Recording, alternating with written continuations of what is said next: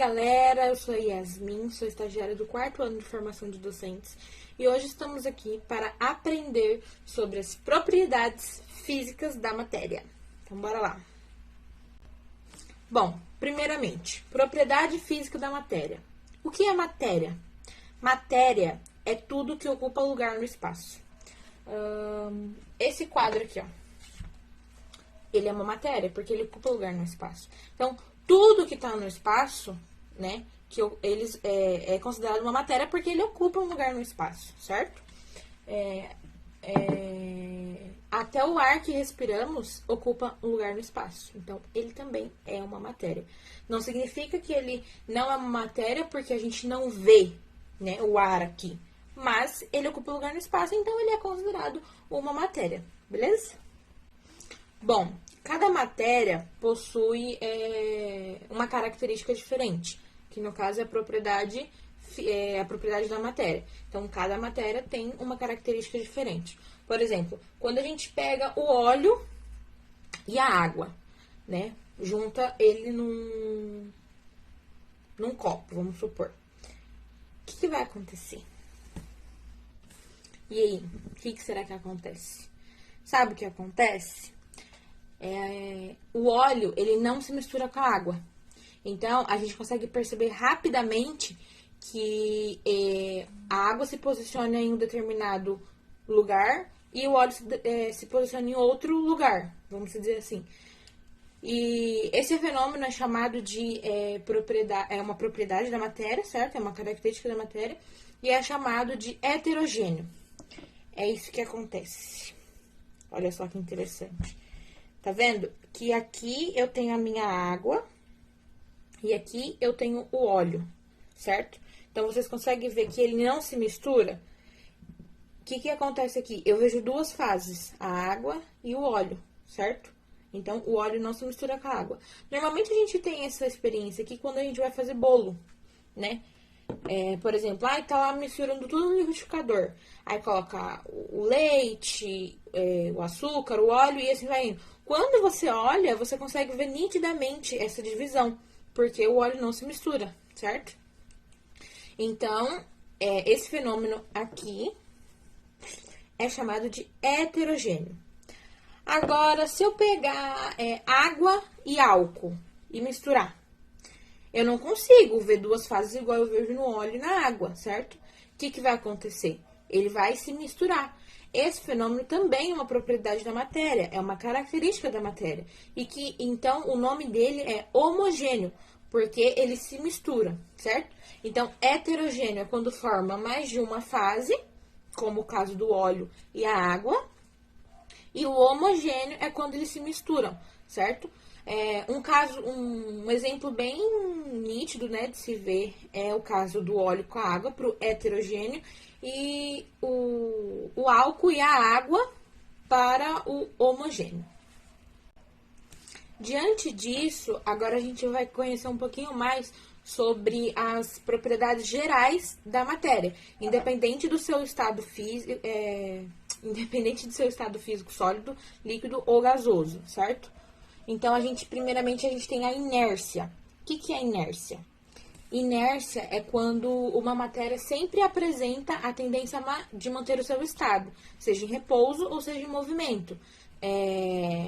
A não ser que tenha uma força externa, né, para fazer com que essa matéria esteja em movimento ou não.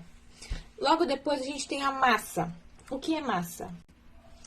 Massa, então, é uma grandeza que indica a medida da inércia ou da resistência de um corpo. Mas, de forma geral, a massa ela é a quantidade de partículas existentes em uma matéria, certo? Então, o meu quadro ele é uma matéria, certo? Porque ele ocupa lugar no espaço. Então, massa é a quantidade de partículas que se juntou para formar esse quadro, certo? Depois a gente tem volume. O que é volume?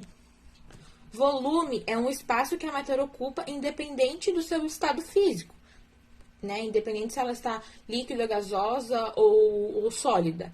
Volume é um espaço que a matéria ocupa independente do seu estado físico. Depois a gente tem, eu só vou ver aqui porque é meio difícil esse nome. Impenetrabilidade. O que é isso? Impenetrabilidade, acertei. É quando duas matérias elas não podem ocupar o mesmo espaço ao mesmo tempo. Por exemplo, quando a gente vai encher uma garrafa PET de água, não tem como o ar e a água ficar dentro da garrafa. Então, o ar tem que sair para que a água possa entrar dentro da garrafa. Entenderam? Depois, a gente tem compressibilidade. Compressibilidade. O que é isso? Bom, compressibilidade... Acertei. É a característica que a matéria apresenta de diminuir o espaço que ela está ocupando quando ela é submetida a uma força externa. Por exemplo, quando a gente pega uma seringa e a gente tampa o biquinho dela ali, o que acontece? A gente empurra o gás, né, para o seu interior. Então, isso é compressibilidade.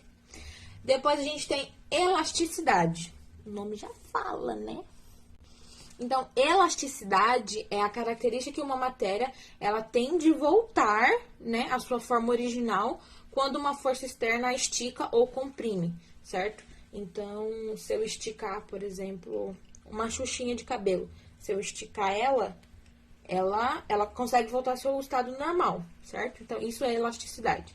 E para finalizar, divisibilidade. O que é divisibilidade? O próprio nome já diz.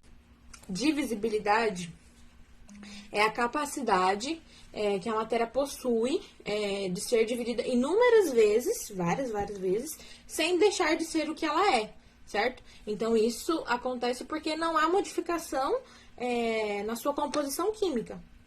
Beleza?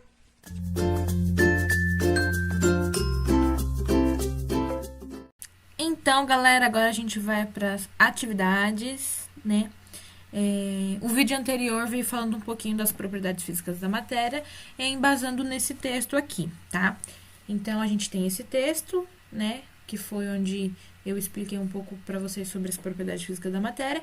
Então, agora vocês vão ler para fixar mais o que foi dito nos vídeos anteriores, tá? Então, aqui tem tudo certinho falando, tá? Agora, vamos para as atividades. Então, vamos lá. Atividade 1. Então, vai ser basicamente uma interpretação de texto, né? Então, vamos lá. 1. De acordo com o texto, responda as questões abaixo. Então, é embasado no texto, tá bom, pessoal? Conceitue o que é matéria. Então, vocês vão conceituar, de acordo com o texto, o que é matéria, beleza? Depois, ali, 2. Explique o que é homogêneo. Então, eu até trouxe um exemplo para vocês, né? Falei bastante sobre heterogêneo e homogêneo. Então, explica de acordo com o texto, né? O que é homogêneo. E a 3, o que é heterogêneo, beleza? Se vocês quiserem também, na 2 e na 3, vocês podem exemplificar, igual eu exemplifiquei no vídeo anterior, ok? 4. Cite as propriedades gerais da matéria. Então, no texto também vem falando quais são as propriedades gerais da matéria. Agora, vamos lá. 5. Aponte as alternativas abaixo em homogêneas e heterogêneas. Então, como vocês já sabem o conceito de homogêneo e heterogêneo, então essa daqui vocês vão tirar de letra. A, álcool e água. B, água e areia. C, água e óleo. Então, dessas duas vocês vão falar o que é homogêneo e o que é heterogêneo. Bom, então agora a gente tem um texto explicando o ciclo hidrológico, tá? E o ciclo da água. Então, vamos lá. O que é o ciclo da água? O ciclo da água é o processo natural de circulação da água na Terra. A água evapora de rios e lagos e volta para o céu, a atmosfera. Depois, cai sobre a Terra em forma de chuva. É interceptada pelas folhas das árvores, que posteriormente irão fazer o processo de evapotranspiração. Infiltra para o subsolo, escoa e abastece rios, lagos e mares. Este ciclo, como o próprio nome nos faz pensar, é um movimento da água que ocorre todos os dias, um processo constante. A água é encontrada em 3 estados: líquido, gasoso e sólido. No ciclo hidrológico, a água passará do estado líquido para o gasoso, do gasoso para o líquido e do líquido para o sólido. Ou seja, seu estado irá se alterar de diferentes formas com a ajuda do meio ambiente. Bom, esse texto está explicando para a gente, né, o que é o ciclo hidrológico e o ciclo da água, certo? Ele está bem objetivo, bem claro. Depois de ler esse texto, né, vocês lerem de novo, né, para fixar bem o que foi passado, vamos para a atividade. Interpretação de texto. Explique como ocorre o processo natural de circulação da água na Terra. Então, com base no texto, vocês vão explicar como esse processo ocorre. 2. Marque verdadeiro, V para verdadeiro e F para falso. Então, vamos lá. A. O vapor de água que sobe da Terra para a atmosfera, encontrando camadas finas, se condensa e forma as nuvens. B. No ciclo da água, a chuva não tem importância fundamental para os animais e plantas. C. No solo, a água da chuva pode escorrer até um rio, lago ou mar. D. A evaporação da água umedece o ar que respiramos. E. A água das nuvens precipita-se na superfície terrestre em forma de chuva, neve ou granizo. Então, entre esses parênteses, vocês vão colocar V para verdadeiro e F para falso. Beleza? Vamos lá. Na atividade 3, a gente tem um desenho aqui. Vamos ver o que se trata essa atividade. O desenho abaixo mostra o ciclo da água na natureza. Escreva nos retângulos em branco o nome de cada um dos processos representados. Então, ó, a gente tem ali embaixo do sol, né? Então, começa por ali e vai seguindo as setinhas, né? E explicando como que ocorre o ciclo da água, ok? Vamos lá. Agora, a gente vai ler um pouquinho sobre o consumo consciente. Então, vamos lá. Consumo consciente. Muitas pessoas não dão muita importância para o consumo consciente de água, porque acham que ela é um recurso inesgotável, podendo ser utilizada à vontade. Essa impressão se dá porque vemos a água por todos os lados, seja na chuva, nos rios, lagos, mares, represas, piscinas e etc.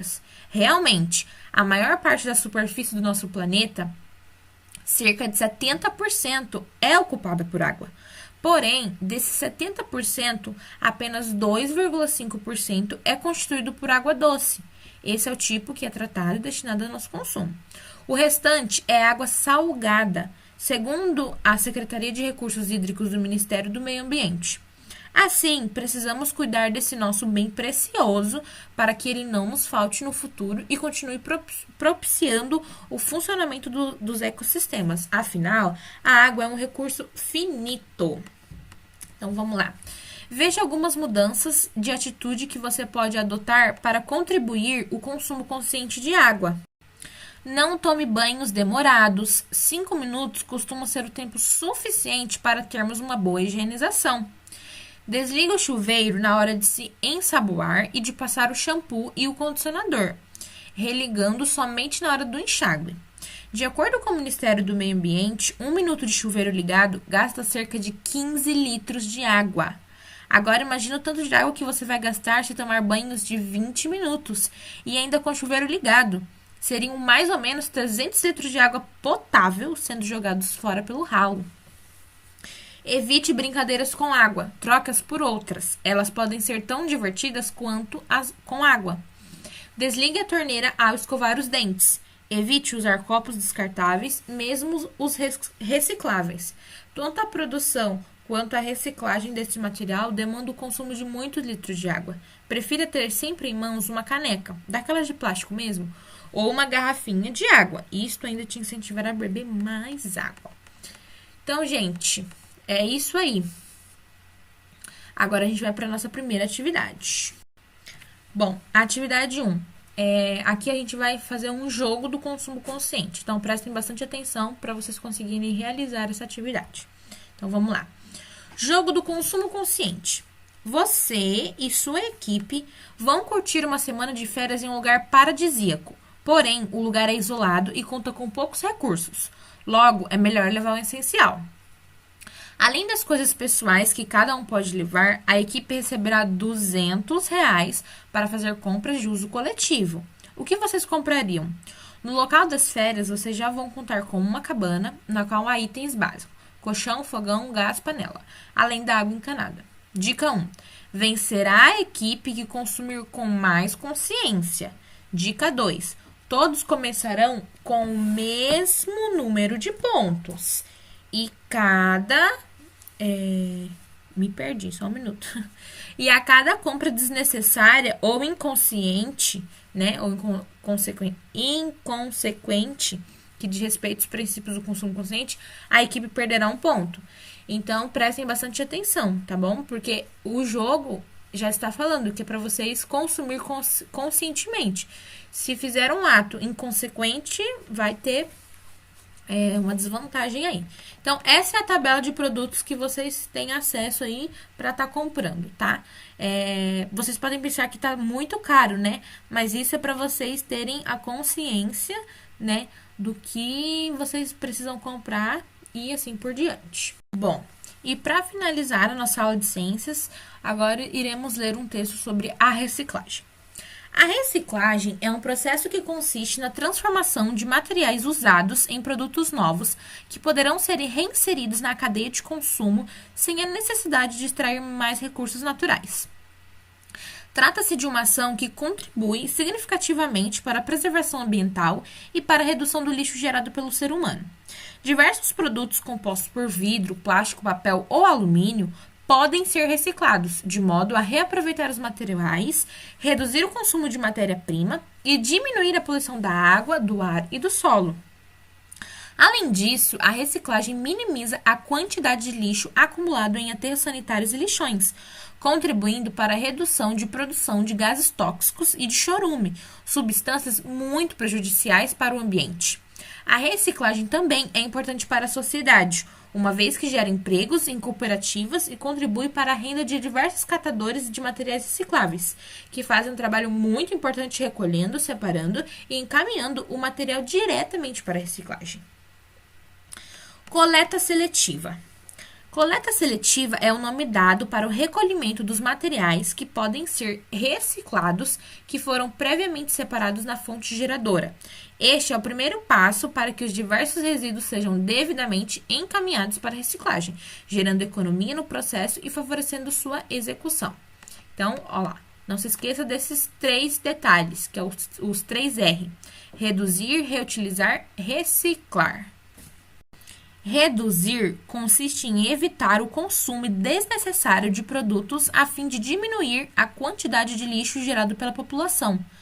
Reutilizar é dar nova utilidade a materiais que, na maioria das vezes, consideramos inúteis e são jogados no lixo. Reciclar é recuperar matéria-prima a partir do lixo para fabricar novos produtos, seja ele industrial, agrícola ou artesanal. Então, vamos lá para a nossa atividade 1, reciclando o nosso lixo. Então, aqui não dá para ler muito bem, mas eu vou tentar aqui com vocês. Vamos fazer a reciclagem do lixo. Para isso, precisamos realizar a coleta seletiva. Então, relacione as respectivas latas ao seu lixo. Então, basicamente, as latas ali estão enumeradas, né? 1, 2, 3, 4, 5... E ali do lado a gente tem uma lista, né? Ó, garrafa de vinho, casco de fruta, jornais velhos e assim por diante. Então, vocês vão fazer uma relação com o número de acordo com a listagem ali. Atividade 2. Dê uma volta com seus responsáveis à procura de materiais recicláveis e crie um brinquedo com os mesmos. Então, aqui é um vídeo, né?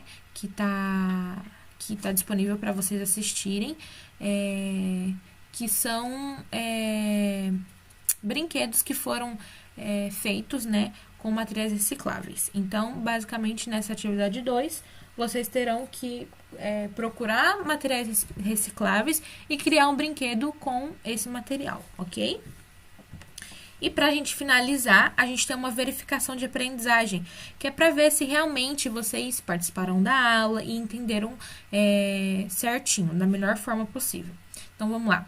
Agora que você já aprendeu tudo sobre o ciclo hidrológico, reciclagem, consumo consciente, entre outros, escreva a importância de todos esses pontos para o meio ambiente. Então, aqui vocês podem soltar a imaginação, a criatividade e escrever com as palavras de vocês, beleza? Então é isso, galera. Espero que vocês tenham gostado da nossa aula, tá? De ciências. Espero que vocês tenham aprendido um pouquinho mais aí, né? Sobre as propriedades da matéria, sobre o ciclo hidrológico, sobre reciclagem, sobre o consumo consciente, porque isso é muito importante, né? Na sociedade em que vivemos hoje, né? No ambiente que temos hoje, que já foi tanto modificado pelo homem. Então é isso, espero que vocês tenham gostado e até a próxima.